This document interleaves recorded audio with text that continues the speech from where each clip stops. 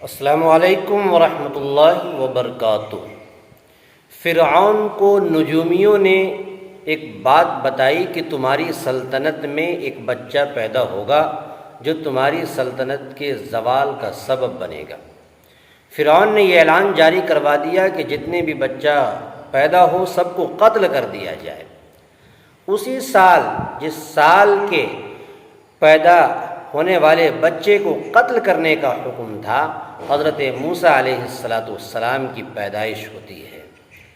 جب حضرت موسیٰ پیدا ہوتے ہیں تو ماں جب دیکھتی ہے ان کو ڈر ہوتا ہے، خدشہ ہوتا ہے، پھر وہ اپنے بچے کو، اللہ کا حکم ہوتا ہے کہ کپڑے میں لپیٹو، صندوق میں ڈالو، اور صندوق میں ڈال کر اسے دریا میں ڈال دیا جاتا ہے۔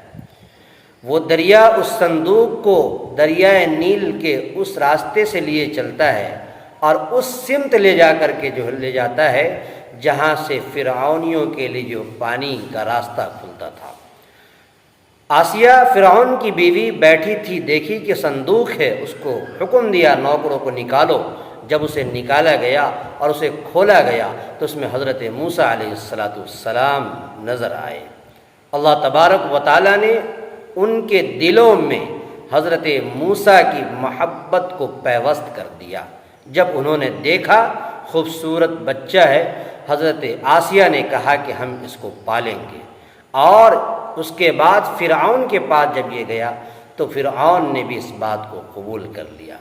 چنانچہ معلوم یہ چلا کہ جب اللہ تبارک و تعالیٰ نے حضرت موسیٰ کو پیدا کیا تو ماں سے یہ رہا نہیں گیا کہ میرا بچہ قتل ہو۔ ماں کی محبت دل پر آ گئی، بچے کی محبت ماں کی ممتا کے اندر آ گئی۔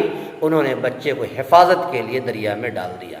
جب وہ بچہ آسیہ کے پاس فرعون کے دربار میں پہنچا تو آسیہ نے لیا، ان کے دلوں میں اللہ نے محبت ڈال دی، اور فرعون نے جب دیکھا تو ان کے دلوں کے اندر میں بھی محبت ڈال دی۔ قرآن کریم میں وہ آیت موجود ہے، وَأَلْقَيْتُ عَلَيْكَ مَحَبَّةً مِّنِّي، کہ اللہ تبارک و تعالیٰ نے اپنی طرف سے ان کے دلوں کے اندر محبت ڈال دیا۔ معلوم یہ چلا کہ یہ آیت کریمہ ایسی آیت ہے کہ اس آیت کریمہ کو مغرب اور عشاء کے درمیان اگر کوئی لکھ کر اپنے پاس رکھتا ہے تو اپنی نفرت کسی سے ہو تو وہ ختم ہو جاتا ہے اور لوگوں کے دلوں کے اندر محبت پیدا ہو جاتی ہے۔ السلام علیکم ورحمۃ اللہ وبرکاتہ۔